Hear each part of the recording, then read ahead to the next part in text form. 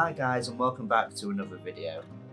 Today I want to do a video which is going to be something where I'm going to show you how to edit.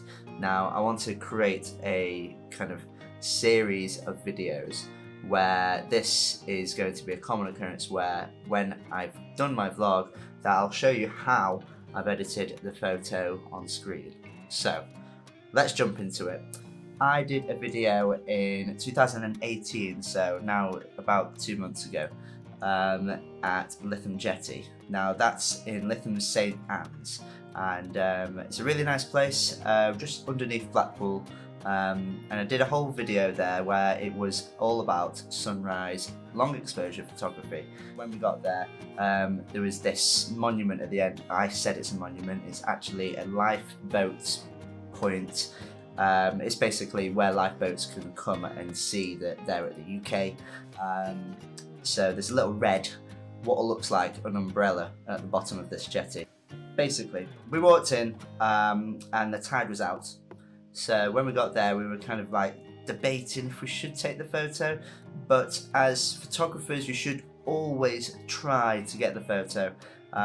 You could always dismiss not taking a photo, and with DSLRs it's really good that you can just take photos just constantly. So let's get into it. First off, I'm going to create a virtual copy, which I've done here, and I'm going to reset it. So there you go. Now my computer's quick because all that processing on the photo is gone.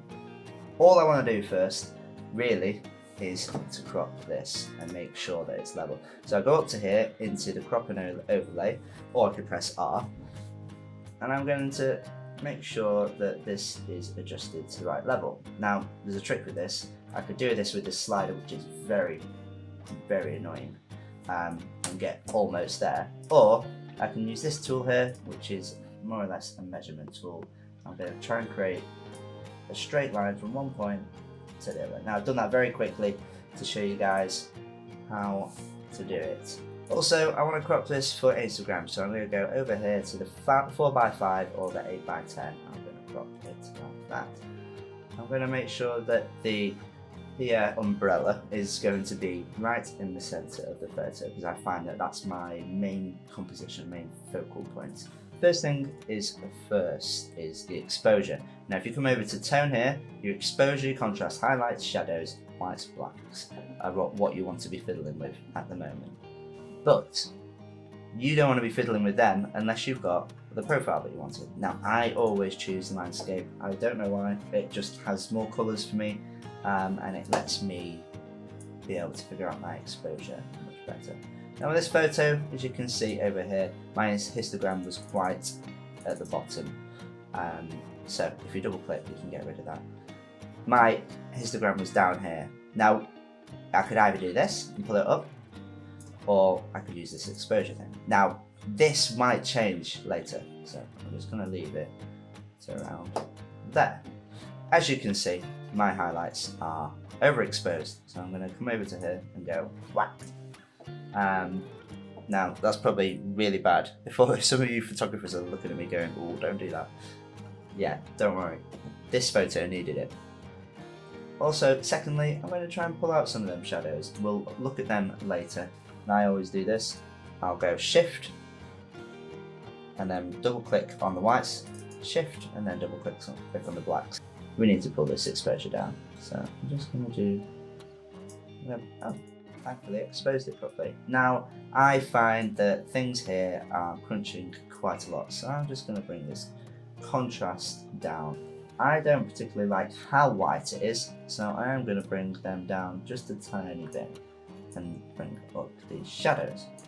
Okay, so what we have here is a kind of even exposure. It's a little bit underexposed, which is easily done by just bringing things up and down. But whilst I can see the colours in the background, I'm going to play with this here. This is a dehaze slider, and this normally is used when you have, funny enough, haze, or clouds, or water. It just kind of cuts through a little bit. If it's kind of a polarizing effect, don't know how it works. I'm going to pull this up ever so slightly so I can see that colour in the background. Now, as you can see, we are more or less there. That's where we want to get to, and this is where we are at the moment. Okay. One thing I'm going to do, I'm going to set my white balance because I haven't done that yet. There you go. A little bit green for my liking, so I'm just going to pull it over just ever so slightly. Now, I'm going to come over to these tone curves, and I'm going to bring these highlights up a little bit. Okay. Now this will only affect the highlights of the photo. I'm also going to bring this down a touch. Now we can get a little bit more of an even contrast. Okay, getting there. I'm going to come back up to this and bring it up a little bit more. Right, okay.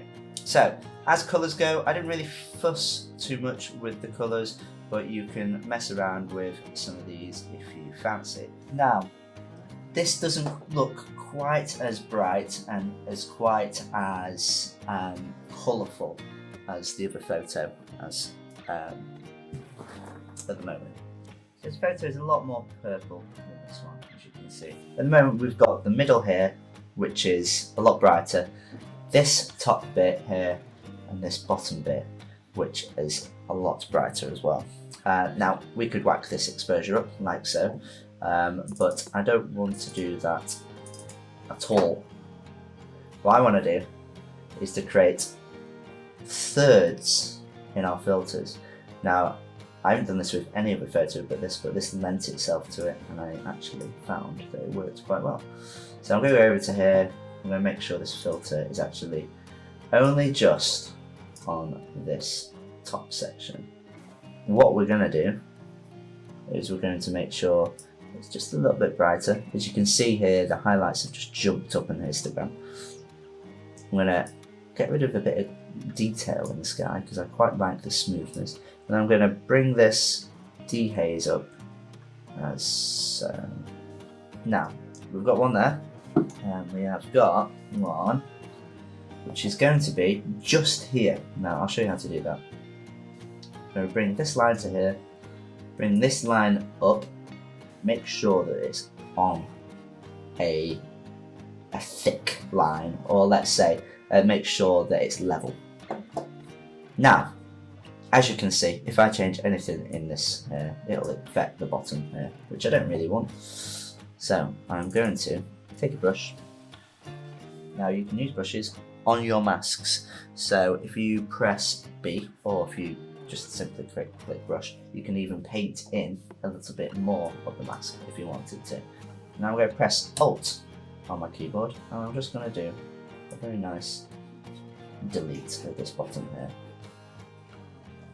A very messy mask, but I've already got one copy which I'm happy with. So I'm going to bring over here, and I'll tell you what, I'll unselect the overlay. And this here, this water, was very much more blue, so I'm going to bring this blue slider over ever so slightly. I think probably -20 would be a bit too much. -13. Ooh, no, -10. Let's go for -10.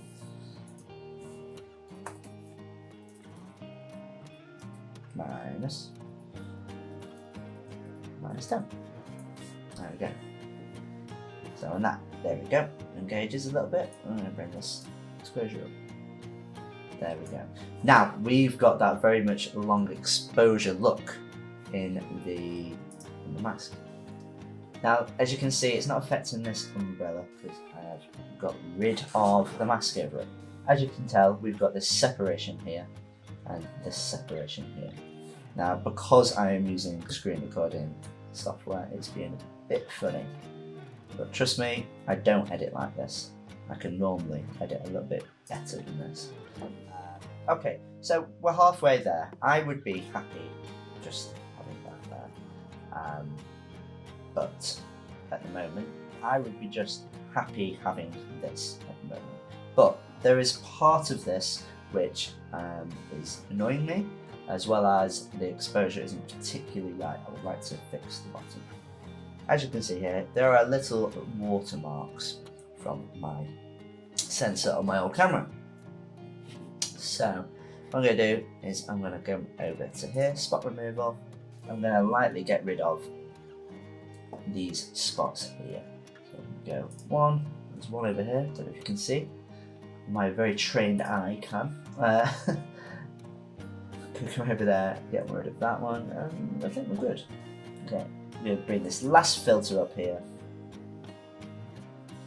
And I'm going to make sure it feathers into this blue one because I don't really want it to be too obvious. So I've got a little bit of an exposure already on the filter, and I find that probably is not too bad. I don't like how shiny it is, so I'm going to get rid of the shininess by doing this with the highlights. Hopefully it'll come into effect soon. There you go. So there you go, more or less everything. Now I could fiddle with detail, lens correction, effects, calibration. I'll do this and I'll enable profile corrections because it does change. Sometimes I don't use lens correction just because I quite like the vignetting on the camera. That's not too bad, I'm quite happy with that. And we could also fiddle here with calibration, which basically means I can change the hues of the colours in groups of the blue, green and red primary colours. But I'm not going to mess with them because I find the photo lens itself quite well already. And everything else is more or less sorted. And the last thing I want to do, and this normally should be the last thing you do, you don't want to do this halfway through because it does wreck your exposure slightly. I'm going to bring this, is it going to do anything? I'm going to bring clarity up. Now, I push the clarity too far sometimes, so for this video, I'm going to put it up to 25 and I'm going to leave it. Let's have a look at the before. So this is what we were trying to aim, and this is what we got. That is not bad. Alright, okay. So there's how to do a little bit of editing on a difficult, moody photo. Normally, sunrises are a bit hard to predict, especially this one, because we both got the sunrise time wrong. But it turned out quite well. I got a photo that I'm very proud of, and when you have a photo, sometimes it might not look amazing at the beginning, but stick with it because if you have the editing skills, that can come in to quite a lot and help with the photo. If you did like the video, please like and subscribe. And I don't mean to say please like I'm begging you to, but it would help a lot. All these videos are just produced on my own back, trying to show you guys what I am doing, and the vlogs and how-tos will be coming more frequently, as I always say, but they will. So please like and subscribe, and I will see you in the next video. Right, thank you.